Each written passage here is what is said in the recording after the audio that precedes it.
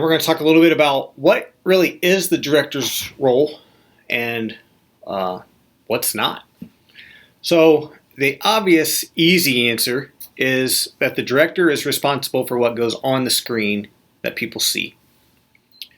It's a little more complicated than that, but really that's kind of an overview of the high-level responsibility of the video director. They put things on the screen for people to see. Really, in the worship time, what the director is doing is he is matching the feel of the music that's happening to make the video a part of that. There are various ways to get that done, but really that is the job during the worship, is to match the intensity, match the feel, match the pace of what is happening on the stage, to match that to the video. We're enhancing what's going on. We're not doing something separate. We're a part of that. So making that all feel cohesive and moving along at the same pace and the same phrasing. If they're singing along and you keep cutting to a different shot in the middle of every phrase, it's gonna feel choppy. Waiting for the end of phrases, taking cuts when something new starts, being ready for instrumentals coming out of, or being ready for the singer coming out of instrumentals, so that the singer doesn't start singing and we're still showing a piano player where she's just sitting there now with her hands like this since her solo is done. So things like that, knowing the music, that is really the job of the director. Helping the cameras feel that alignment is kind of that in between. So if every camera is zoomed in, and when you cut to them, they're pulling out, and then you cut, pull out, cut, pull out, cut, pull out, that begins to feel not monotonous too. Then you can help the camera ops with, two, stay wide. We're going to push in, ready, two.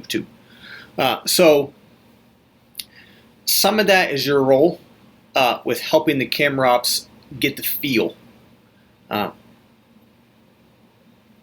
But some of it's not.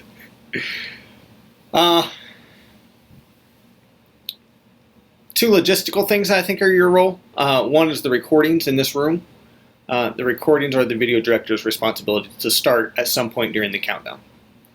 The second thing is a little more important, and that is being here during rehearsal and working with the producer or the TD as needed to set things on the stage up for video. If you've got three people who are standing stacked like this in a row, in camera one, when they shoot the lead singer, they got three people and he can't see anybody behind him.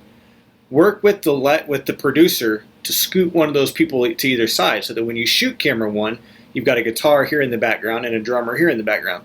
Now, those things can be flexed a little bit.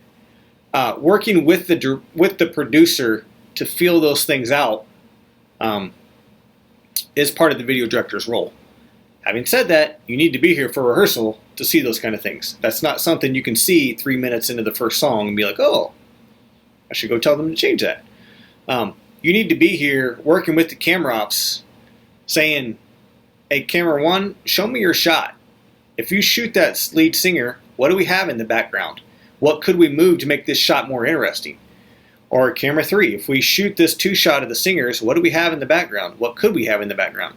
If we shoot this guitar, who's shooting the guitar for the solo here? The producer will be giving you some of those cues, but it's your job to make sure that the shot can happen. What is not your job? It is not your job to set up every shot for the camera operators. It's not your job. Your job is to take what the camera operator gives you. Having said that, are there exceptions to this rule?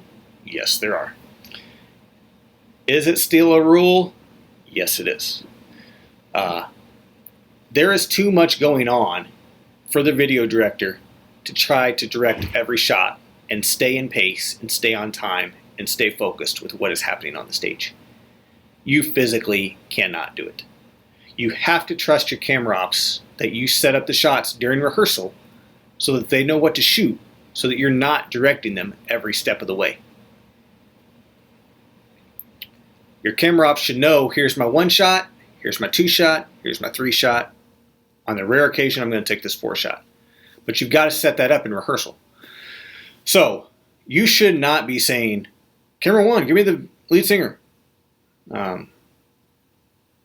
Ready 1, take 1. Camera 2, give me the backup singer. Ready 2, 2. Camera 1, give me the drummer. Ready 1, 1. Camera 2, give me the guitar player. Ready 2, 2. Camera 1, give me the lead singer. Ready 1, 1. You should not be doing that. You need to be focused on the feel and the timing and the shots that you're taking, not setting them up. There are exceptions, and here's when they are.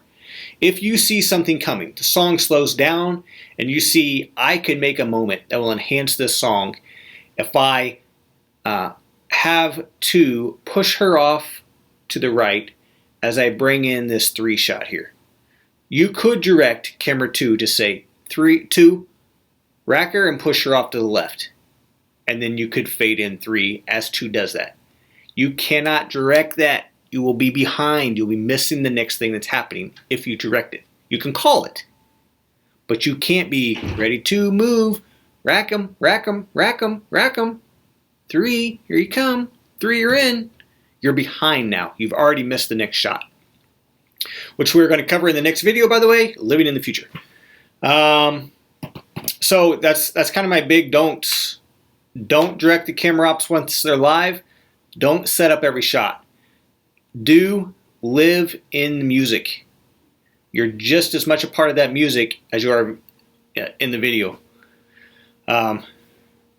Feel free to hit me up if you've got questions. Thank you.